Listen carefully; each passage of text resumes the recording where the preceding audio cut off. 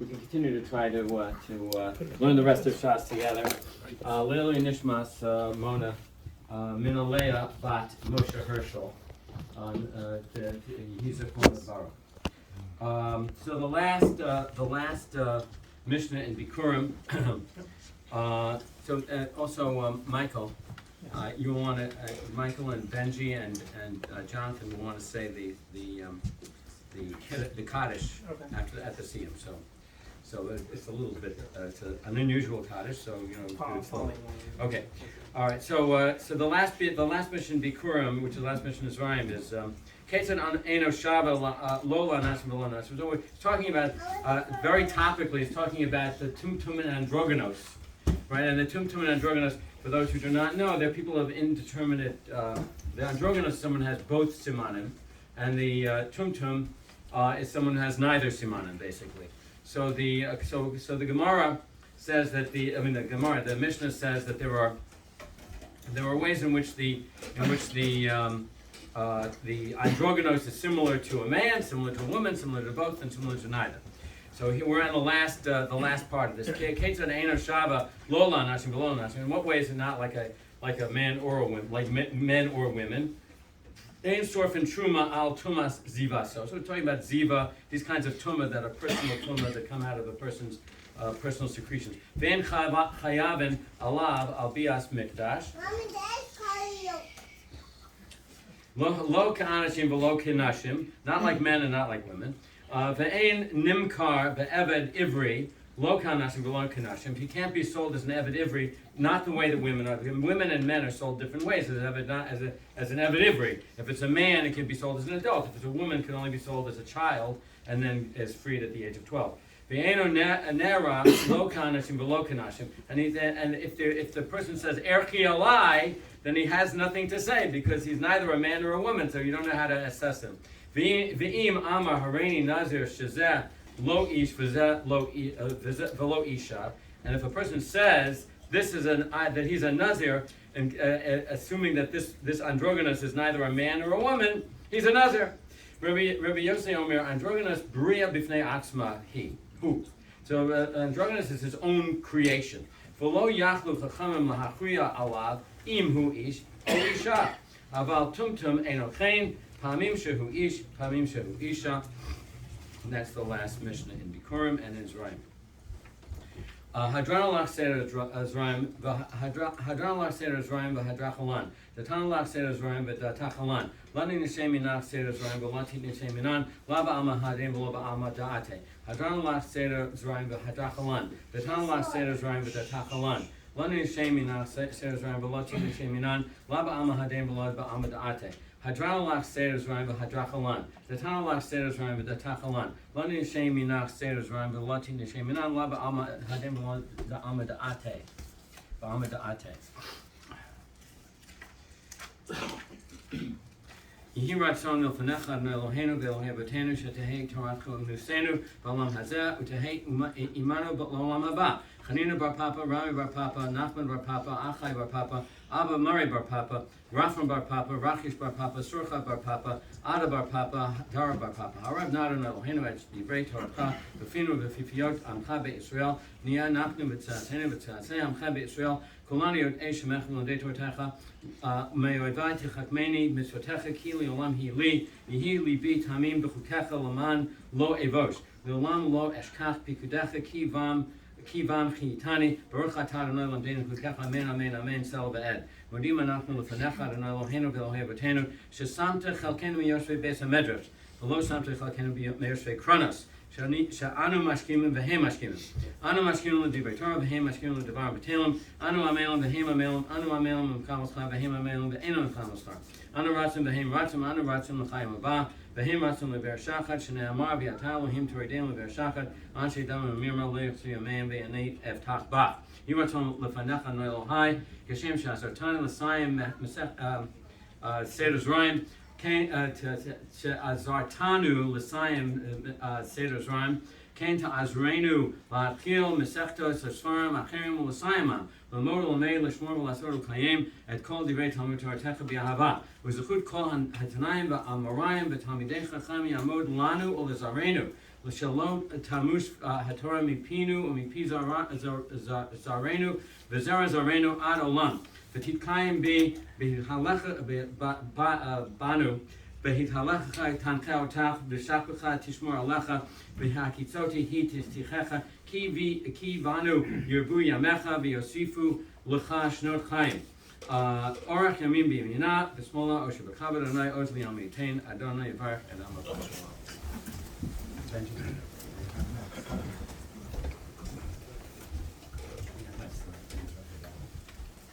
Yiskada Shemir AbbaAvad Hilasid Adasa Achaya Masaya Asaka Yason Chaye Alma Nivnei Kartad Yerushalayim L'Shachlala Hichla Begava L'Ma'akar Tachana Nivra'a Min Arak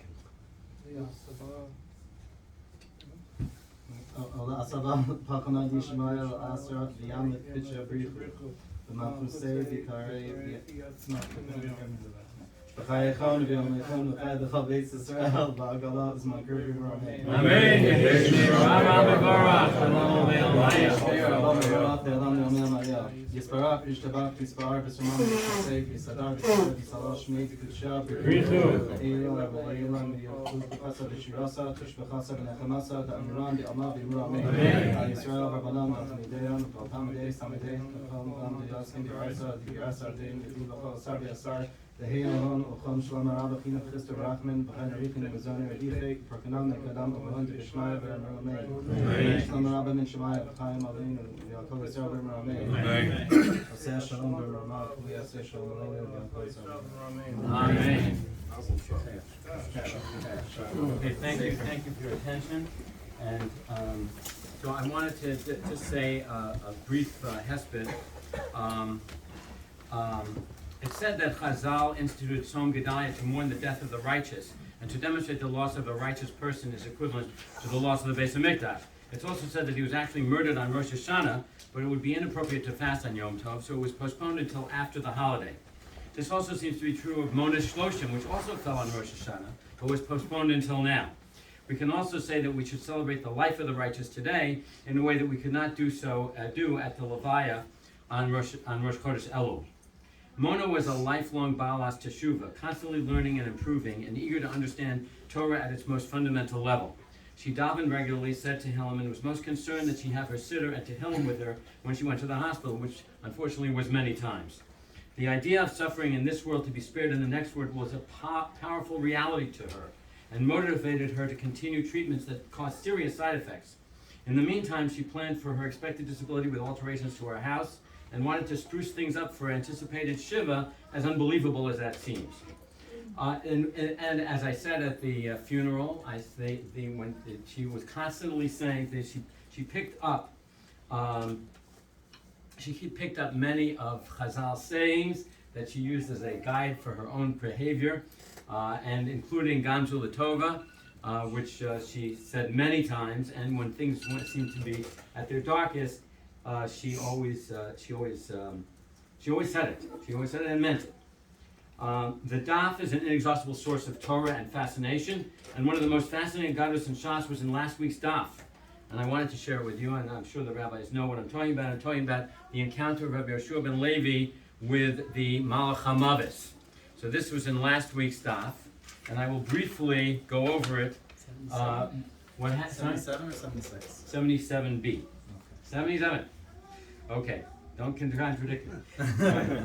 So now, what happened is Rabbi Yoshua ben Levi, who was mentioned throughout Shas as one of the great Amoraim, and was a contemporary of Rabbi Yochanan,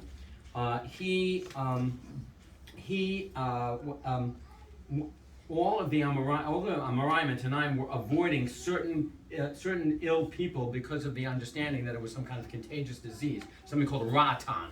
And Rabbi Yochanan, Rabbi Yoshua ben Levi did not avoid them. Instead, he learned Torah with them, and he said Torah is going to protect me. So this is and he quoted a pasuk to say that it's going to protect him. And so we might say, Ein Som Chanal Nes, can you really do that? But it's clear that it was an act of bravery and great emunah for him to do that. And then it just doesn't say that he died of Ratan or anything, or that he got sick, but it just says that that when it was time for him to die, on high they paskin that the Malach HaMavet should follow his instructions, do whatever Rabbi Yeshua ben Levi says. So Rabbi Yeshua ben Levi says, "Show me my place in Gan Eden." And he takes him to show him his place in Gan Eden. He said, as when we're going there, he said, "Let me have your knife so that I'm not going to be afraid." So he gives him his knife, and then famously he jumps into Gan Eden, and he swears he's not going to allow himself to be removed from Gan Eden. And then they check to see if he always kept his oaths, and the fact that he never violated any oath, which is of course not unexpected, a tzaddik. Then he was allowed to stay in Gan Eden, but he had to give the knife back to the Malach HaMavet. So that was the psak. He didn't want to give the knife back either. So you can see this as a kind of a reality in terms of his conduct with these people who had this contagious disease. He was unafraid of death, and he did what had to be done. And then whatever happened, and then he was able to see. He was zocha to be able, because he was able to conquer his fear of death and attach himself so strongly to Torah and to teaching that he was able to actually go to Gan Eden without dying. And this is what happens. This is what the Gemara says. And I think that we can see that to some extent Mona also achieved something of this level, because she really conquered her fear of death. She was able to continue, and she did not become depressed. And she kept us all going, and she kept on, no matter what she's talking about. I'm not going to be able to walk. I'm not going to be able, But she said, well, we'll have to have this. We have to have an elevator. We have to have this. We have the stairway or whatever, And she was able to do it in a very practical, matter-of-fact way, and just deal with it. So as I said, by accepting the ways of providence, she conquered her fear of death, as Rabbi Yeshua ben Levi did in this Agada. Therefore, when the time came, she was able to leap straight into Gan Eden. This partially explains, I feel, her last week in the hospital, when almost every intervention went against her, like from our point of view. But it seemed like it was the time for her to die, as it in fact was. So we prayed after her seizure on the 20th of July. The 11th of July, she crashed into the house. On the 20th of July, she had a seizure in my presence, and she went to the hospital. We called the Hatzalah, and with Jonathan, and we were afraid that she would not wake up. She had a kind of an ongoing seizure that lasted for a long time, even in the emergency room, and we prayed that we'd be able to speak with her again. And in fact, that prayer was answered, and we got another 5 weeks with her before her eventual patira. So during that time, our children, and grandchildren were able to interact with her and show proper kavod to her. Today, I actually saw a patient who told me when she heard that my wife had passed away, she said, "You know something?" Because Mona had worked in the office for some time, maybe about 10, 15 years ago. And this patient knew her at that time. So she said, the patient said to me, at that time, I was a really angry person, and I got upset with everything, and I was really giving everyone a hard time, and I was on my way out, and I saw your wife, and your wife sat with me, and she was patiently talking to me, and I said to myself, this is the patient saying to me, I said to myself, if I could be like that person, then I'd really be something. And I think that we can all say the same thing, really.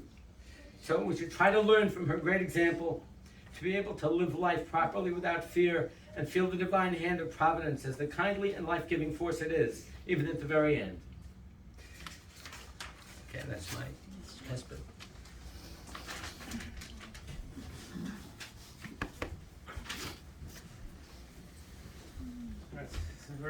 It's a very tough act to follow.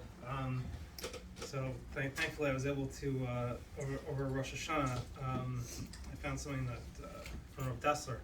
I'm very enjoy a lot. I'm sure I've told my father many times, but he has a few very good lectures about Rosh Hashanah, about Elul and Tishrei in particular, and this is taken from a drasha he gave in Gateshead in 1944. So he says that the Zohar teaches that shortly before a person dies, he is granted a vision of the Almighty such as he was never aware of in his lifetime, and as a result of this enormous exposure to spiritual light, the person dies. So that's the actual cause of death. Doctors will know on the death certificate a person can have all sorts of stuff happening, but there's one thing that says this is what is the cause of death. As the pasuk in Shmo says, no man can see me and live. The Zohar adds, but he does see me when he dies. On the other hand, we find sources that instruct that a person on his deathbed should declare that if he, God forbid, utters any words against Hashem while dying, he's saying that he annuls it in advance. But it's an odd thing to say, because how can we reconcile this? If we're saying that the person, right before he dies, is seeing this like awe-inspiring light from Hashem, how is it that he's going to, say bad things against Hashem? And the answer is that a person who realizes that he's dying and sees the blinding flash of insight, a vision of God, but this vision can lead to two very different reactions depending on the person. If the person's a tzaddik, then he sees the light and he accepts the will of God, and he can be peacefully taken by the Rebbeinu Shalom into the world to come. However, if a person is not a tzaddik, and the knowledge that all the things that he values are now about to be stripped away, then it could lead to a very, angry and resentful reaction. And as my father said, and as Rabbi Trump said a month ago about Maya, we may not have believed that the end was approaching, but my mother knew, and she had known for some time.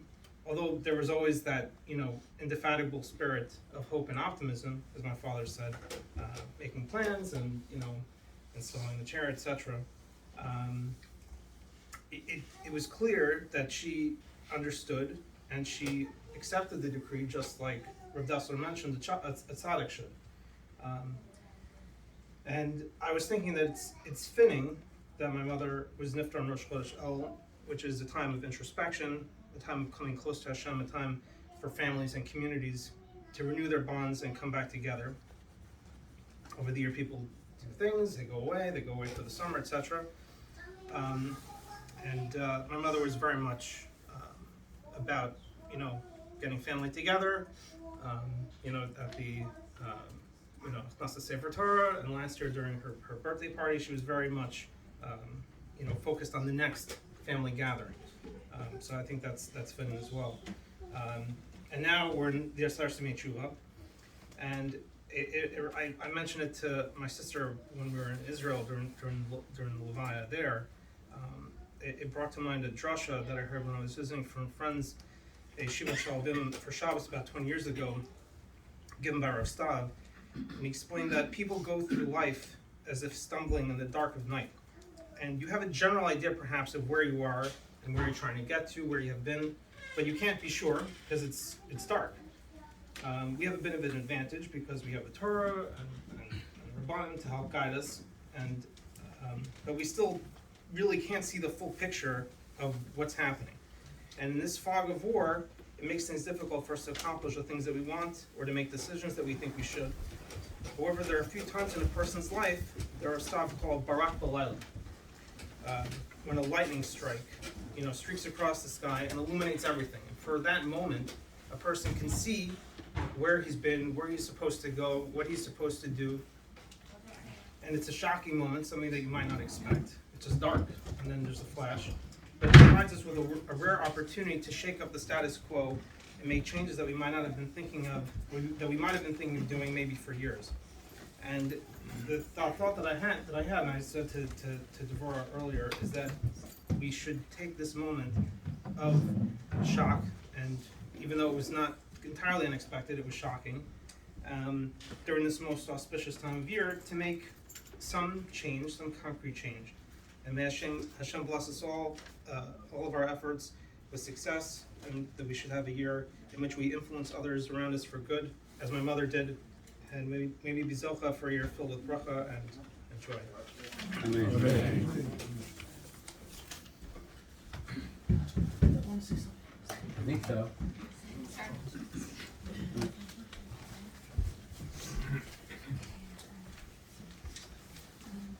So I want to thank my dad for arranging this beautifully and in a very difficult month pulling this together. Thank you everyone for being here.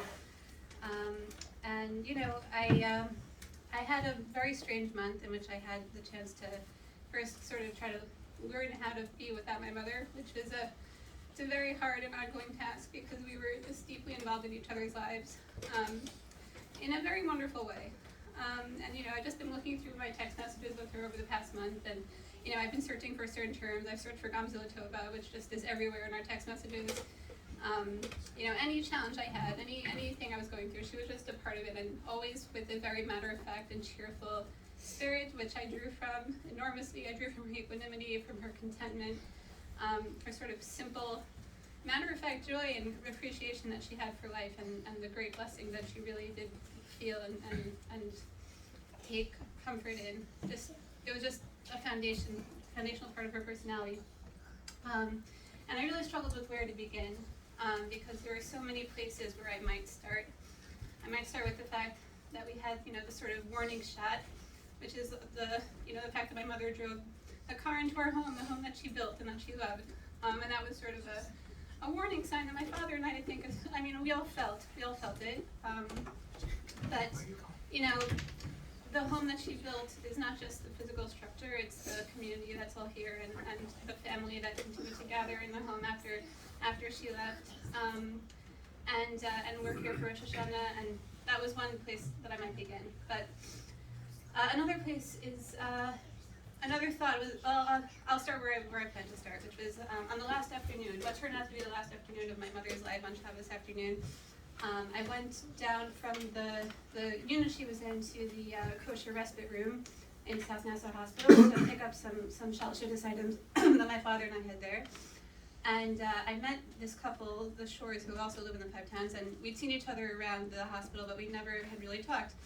And her mother was also in the hospital at the time, and so she asked me how things were going. Things were clearly not going well, so I sort of started to lose it. But she reminded me, she said, she comforted me, saying, whatever happens, it's Rosh Chodesh Elul now, and Hashem is closer now, and it'll be please God, a smoother departure for her. When we were at the Kura in Israel, I mentioned that in the short test that I said there, and my friend Malka Genovese, who was there, said, it's also the time when we start blowing shofar, and it's sort of a royal farewell almost. It's an escort for your mother. And that was Tishrei.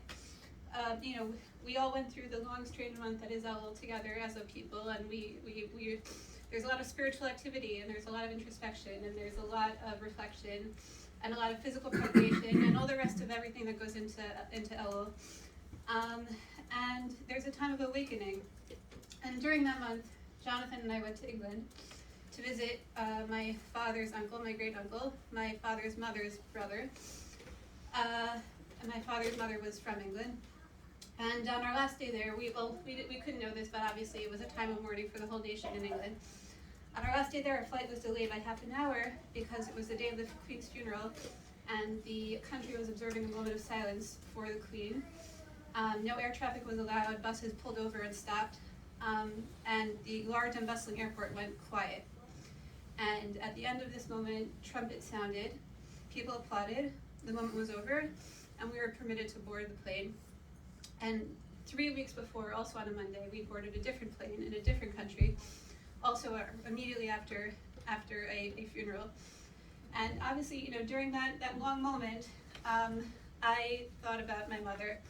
And since that time, I've thought about other related ideas. I've thought about, the zichronos, the remembrances that is a part of Elul, what it means to remember, what it means to look back, what it means to think about a life.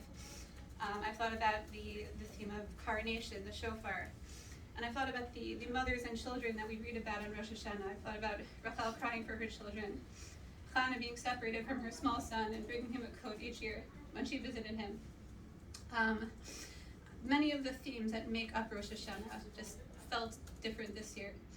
And I might write more about some of those at a later time, but I also wanted to remember my mother as she actually was.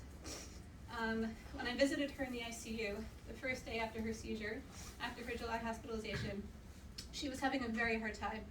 Until that point, it was the lowest I had ever seen her physically, and as my dad noted, we'd been through a lot over many over the course of many years in terms of her physical health. I will also say my mother did have a very goofy side, and she would have been totally fine with the phone going off, like no worries at all. Like she would have liked it. So it's not all serious, but so it was the lowest I'd ever seen her physically, but her spirit was still so much there, even though she was struggling for words. She was sort of hovering between sleep and wakefulness, but she was still very much my mom. She was aware that I'd been there for a few hours. She told me I looked tired. She told me to sit down. At one point, she must have sensed that I was scared. She told me, I still remember very clearly. She said, "Your mom will be okay." She had this sort of matter-of-fact nod that she had, the way she would say things, and she was in great distress and confusion. But she looked beyond whatever she was going through, and she saw another person in the room, and she wanted that person to be okay. I believe it was the next day. I think I spoke to Michael. I told him that I was horribly afraid that this time would be different. That all the other times we sort of had an innate confidence she'd come back, even though it was dire at other times as well. But this time I just felt it was different this time.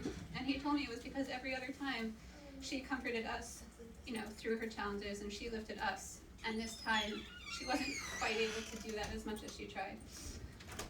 But as my father said, we had a sort of a bonus month. We had that extra 5 weeks with her, and in the last month of her life, we shared a lot of what we always loved together. I brought her cooking magazines. We shared recipes. She kind of ordered specific things off the cooking, magazines at times, and we tried to make it kind of the way we'd always been. Like, I would cook for her. She would tell me how to tweak things, and we talked about vacations that we'd taken and things that we might do. My mother and I were great driving buddies. On vacations, we always tended to drive together and take the scenic route and stop at farm stands and stop at old mansions and things like that. And I told her I'd take her to the spa when this was all over, and it was we really had some of that spirit, that kind of cheerfulness that characterized our relationship. But in one of our last in-person conversations before her hospitalization, she told me she had a charmed life. This must have been in early July, and this surprised even me, even though I knew her way of thinking about things, and I knew the way she was. But I was surprised. She'd been through a lot in her life, and this, although of course it was filled with blessings and filled with good things, I was surprised that she would describe it as charmed. But she really did believe it, and it was true, because she was so grateful that she'd found Yiddishkeit. She was so grateful for my father, who, the two of them together had kind of taken that journey together. She was extremely grateful for her children, extremely grateful for her grandchildren, extraordinarily grateful for her friends, her community. She was buoyed by everyone who davened for her. She was buoyed, as my father said, by the challenges that she had to face, because she viewed the getting over them as a kindness from Hashem, and even the challenges themselves as an opportunity, to reflect and to push herself and to grow and to atone. So I'm just trying to keep that warmth and that cheerfulness, with me as I move forward. And one of the things I had to learn was how to cook in my mother's kitchen without her, and to get up on her Rosh Hashanah and do it. And it was something. I tried to take a bit of her decision, a bit of her firmness and her steeliness, and just move ahead in this cheerful way. And I'll say, even though I'm not looking very cheerful right now, but one more thing I might share is also on the last Shabbos that we were together.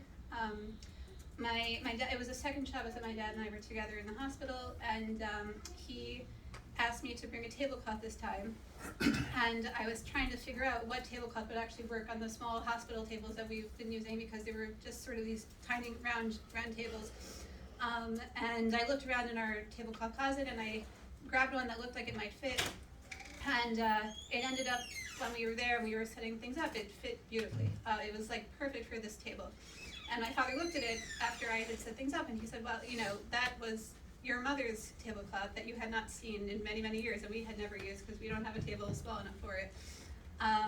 And unfortunately, my father's mother passed away when he was very young, and I never knew her. And but the past month I thought about her as well, especially because I went to England. I got to speak to her brother a little bit more. I learned more about her life. It felt as though there was a coming together of mothers in my life. And that is something that I'll continue to think about, and I will try to live up to all of their examples. And that's my husband. Thank you. Angie, you want to say something? I won't be quite as long as the very well crafted messages of my illustrious family, but I'll try. During the first terrible night, I was hosting my older brother for Shabbos, and we rushed to the hospital as soon as we got word. We didn't know that anything particular was happening. We just were told, get to the hospital as soon as you can. And I made sure my wife, Ariella, managed to hand me a photo album with pictures of my mother with my daughter. And we rushed to the hospital. It took us 40 minutes or something like that from Queens.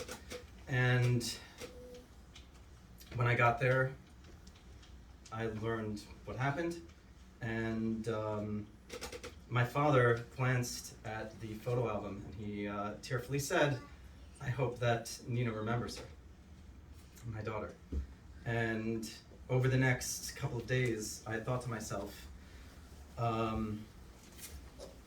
I have some memories of my grandfather, my father's father. My father's father passed away when I was 4, but not, memories of conversations, memories of the person in a real way. A 4-year-old doesn't have that kind of understanding. And so I was thinking to myself, what types of lessons can she remember? What kinds of lessons will she know?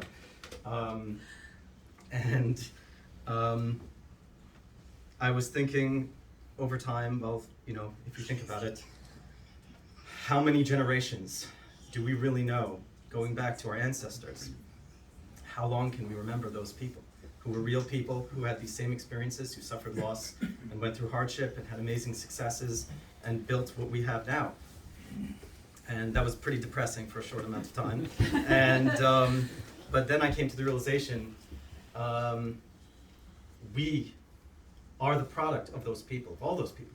We have those experiences that they went through. They form us, they form our children, they form how we interact with the world, everything. Our people is a very eternal people.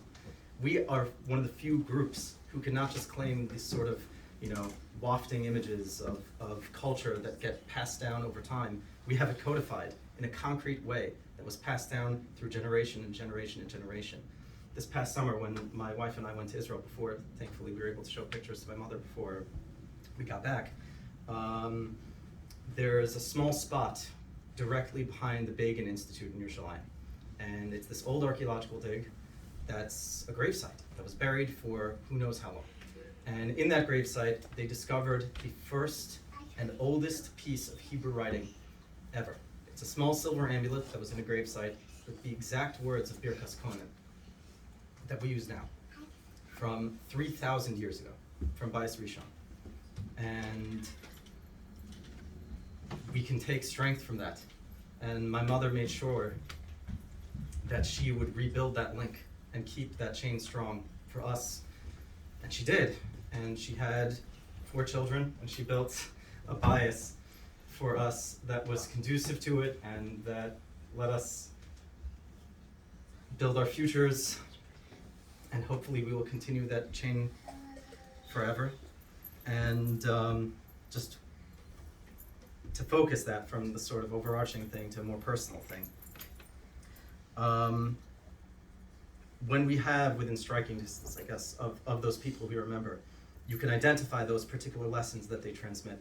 So for my grandfather, the lesson that my father made sure to impart to us from him was discipline and management of time.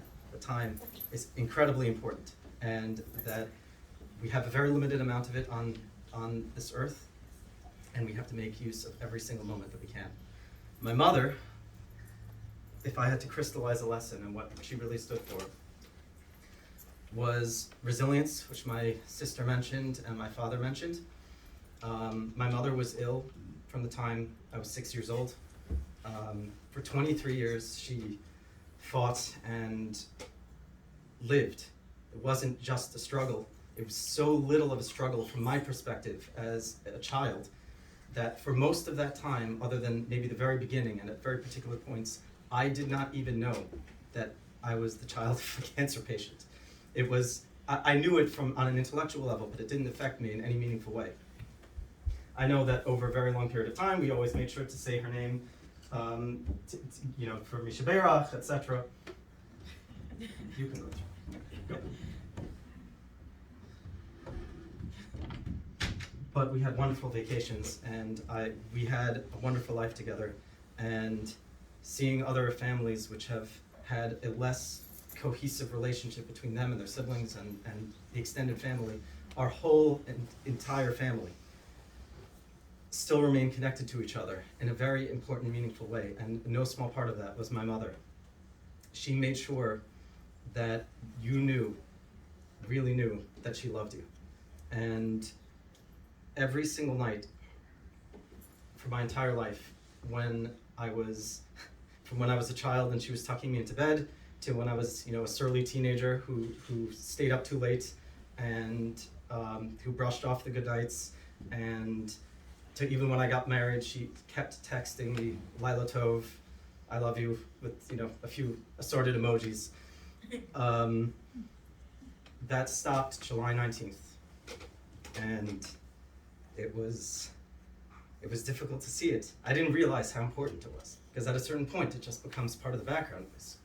But after the fact what you're missing. So, like my sister mentioned, she had a very silly sense of humor. If she was a little bit stronger, she would have thrown us all over the place as kids. And I kind of do that to my daughter. But it's the sense of humor that my siblings and I have is kind of a mix of my father and my mother. But the silliness is from my mother. Remember the Niagara Falls thing running down the hallway? But she wanted to make sure that we all knew that she loved us. And that glue that holds the family together is vital, and hopefully we'll be able to perpetuate it. Okay. So I think that is there anyone else has anything else that you want to say something the other? You don't have to. And Rabbi,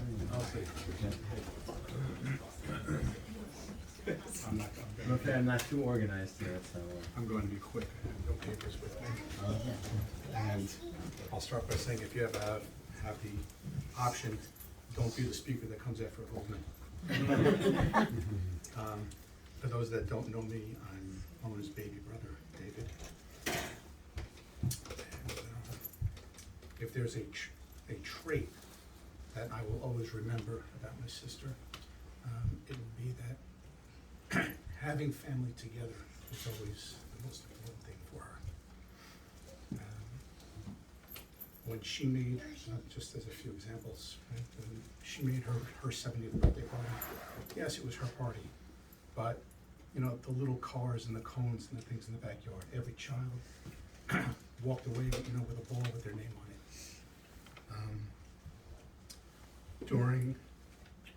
During Shiva, my son Chaim signed us up to learn Mishnayos, and so nothing ever happens without a very good reason. And he just so happened, he said, Thomas has left. Okay, so we started learning, and my favorite yontif has always been Sukkot. And part of that reason is because we spent so many years here at the Goldman house. So of course when we started learning, the very, very first thing we learn is, when do we start to mention rain? When do we start to mention, when do we ask for rain? And that's all about the end of Sukkot. And thank God our families grew, and it got very, very difficult, and then just impossible for us to be together on Sukkot anymore. You could see, my sister understood, but you could see that it genuinely hurt her, it pained her that we were not going to be together anymore.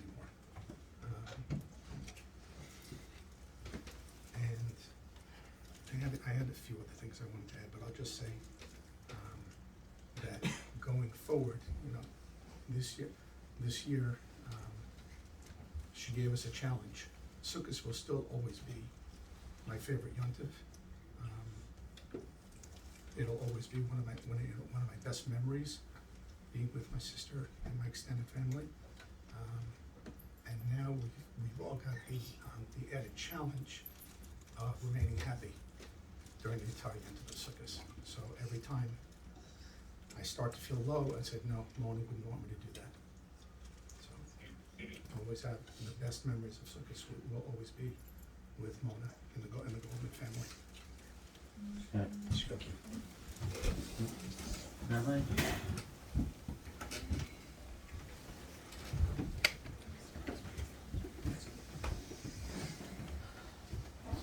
When Alan suggested I say a few words tonight, I wanted to focus in on one point so that we are able to take away something that's most appropriate because of who and what Mona meant to us, and because of the time of year, because this is a time to take the memory of Mona, not only perpetuate that memory, but to actually grow, all of us, to grow and to take with us that which will propel us, lift us, even make us maybe just a little better, thanks to her.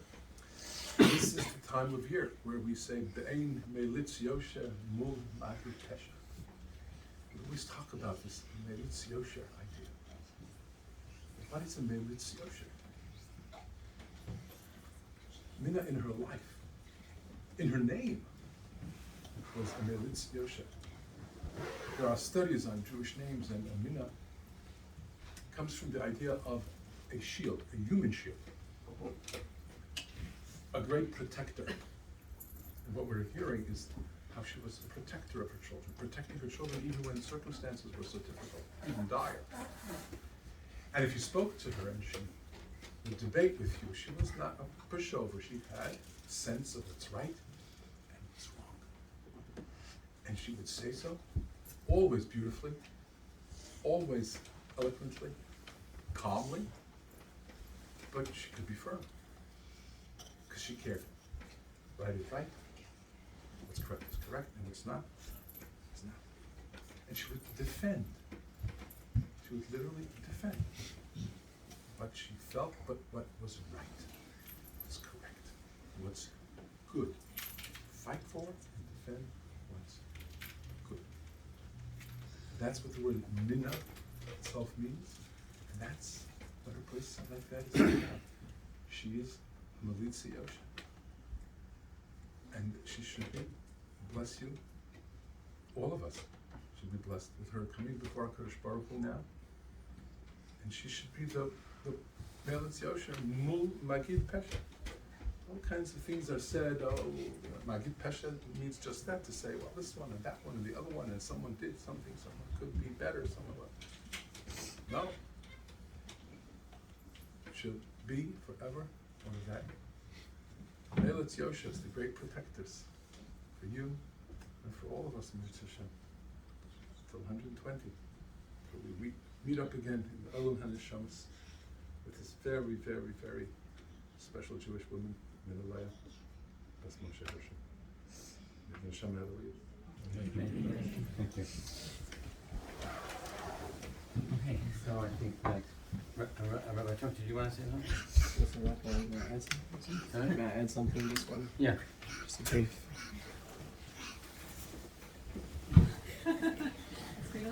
It's really want to just close on one thought and to continue our time on this point. And that is that it really reminded me just all the different pieces is that something we just read essentially yesterday.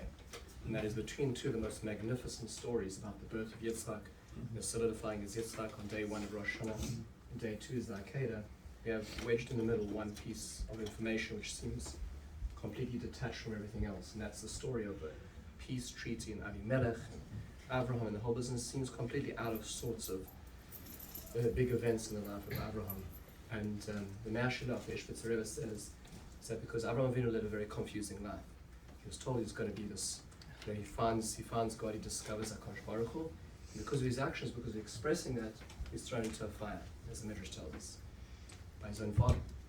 His father brings him to the authorities. He takes a trip with his father, he kind of gets almost half there to Haran, his father stops, he has to carry on going, leaves his father behind, and then he's told he's going to have his children, he tries to adopt his nephew, a very good will for his deceased brother, and that doesn't seem to work out. They're at odds with each other's value systems, and then he drifts away, and then he tries to fight for him, and Lot sort of drifts into the anti-Abraham area. Everything in his life, he listens to Sarah, he marries Hagar, he has another child, and this child doesn't seem to be adding up, and he has to chase him out, and everything he tries to do, it seems, it doesn't, we have the end of the story, but it's very confusing to live in Abraham Avinu's life. And then into his life walks his next door neighbor, a non-Jewish heathen, who says to him, Abraham Avinu, I want to make a deal with you because I see God must be with you. So the Yashar says sometimes in our lives it's all very confusing. And there are those moments we realize that Hashem really was with us the whole time. And that somebody on the outside can say, and they can verify and ratify that what we're doing added up. And then there are those precious here in life who actually live with that realization themselves, and they don't need somebody on the outside to tell us that.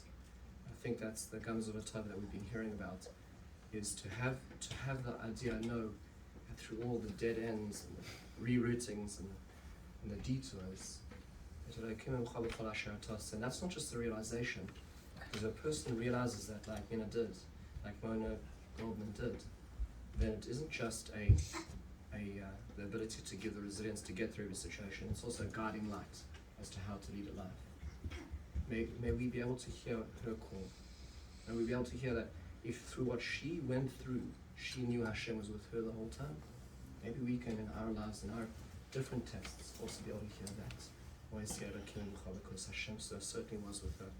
Thank you everybody for sharing these beautiful, beautiful memories. Thank you. Thank you everyone for coming, and we're going to daven Marav It is mine. somewhere. We should bench. Well, we'll bench first. Les, do you want? Oh, you didn't want. So do we have any other Kohanim here? Oh yes, we have. Did you eat? You didn't eat. Okay. All right. Well, so then I will lead them.